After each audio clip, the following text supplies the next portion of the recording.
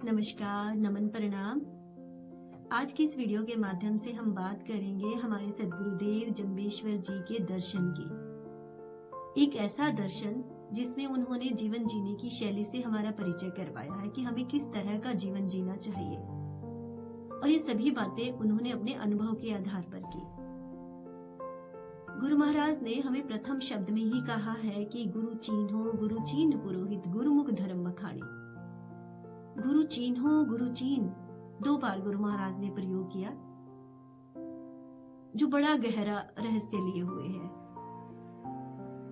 गुरु चिन्हो कि अगर अपने गुरु को पहचानना चाहते हो, गुरु चीन, तो सबसे पहले अपनी पहचान करो, अपने भीतर के गुरु की पहचान करो, अपने आप स्वयं की पहचान करो, स्वयं की खोज करो।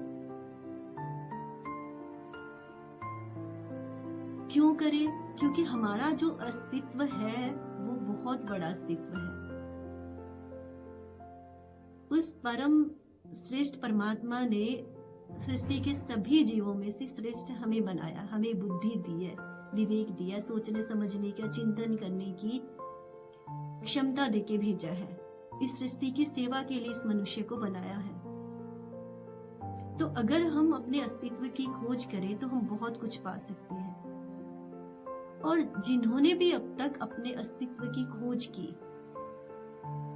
वो हमारे लिए महापुरुष बने, वो हमारे लिए मार्गदर्शक बने हैं। आज उन्हें हमें परमात्मा का नाम देते हैं, भगवान का नाम देते हैं। भगवान गुरु महाराज जी, गुरु नानक देव जी को हम याद करते हैं, कबीरदास जी को हम याद करते हैं। जितने भी महान संत हुए हैं जिन्होंने अपने अस्तित्व की खोज की। ये तो आध्यात्मिक जीवन की बात थी।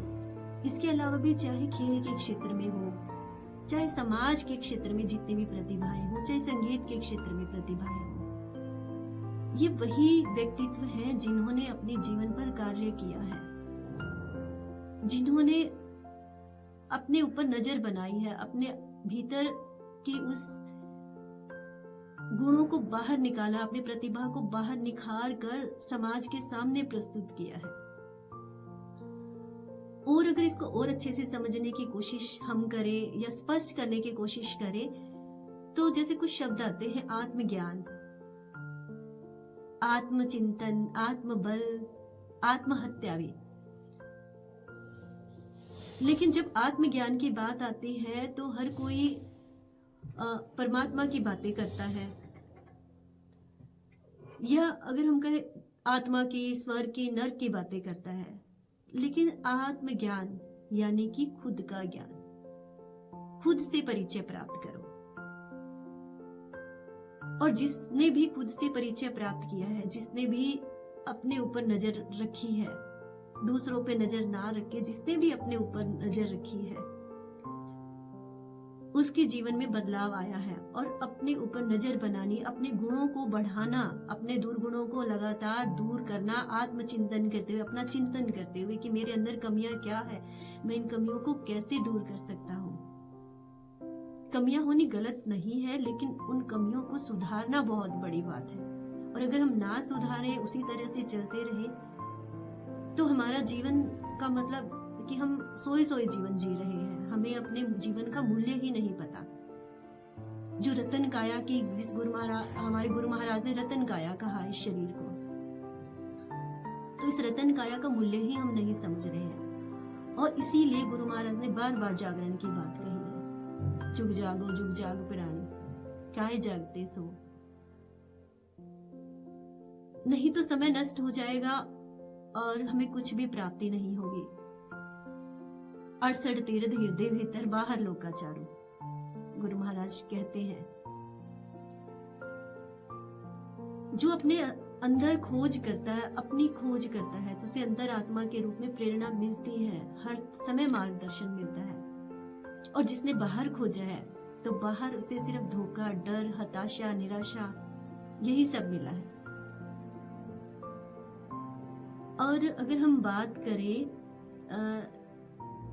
जैसे गुरु महाराज कहते हैं कि भल मूल सी चोरे प्राणी, मूल की बात गुरु महाराज ने की है। मनुष्य के मूल में क्या है? मनुष्य उस परमात्मा की सर्वश्रेष्ठ कृति है, रचना है। जो गुण परम पिता परमात्मा में है वो समस्त सद्गुण उसकी प्रकृति में, उसकी अंतरात्मा में भी समाहित है। गुरु महाराज कहते हैं, गुरु चीन पुरोहित गुरुमुख धर्म बखाड़े। जो गुरु होए बा सहजे शीले शब्दे नादे वेदे तिहि गुरु कालिंकार बिछाड़े। ये समस्त गुण हमारे भीतर है, लेकिन उन गुणों को उभारने के लिए हमें खुद को निखारना पड़ेगा, खुद पर कार्य करना पड़ेगा। यही हमारी प्रकृति है, ये हमारे प्राकृतिक गुण है जो हमारे अंदर है। जब ये जागेंगे तो हमारा जीवन भी उस परम पिता परमात्मा का ही रूप बन जाता है। हम दूसरों के लिए प्रेरणा बन जाते हैं, मार्गदर्शक बन जाते हैं। मनुष्य के पास वो क्षमता है जिससे वो नर से नारायण बन सकता है, वो नर से दानव भी बन सकता है, पशु भी बन सकता है, गिर भी सकता है, पतन की ओर भी जा सकता है और सर्वोच्च स्थान भी प्राप्त कर सकता है।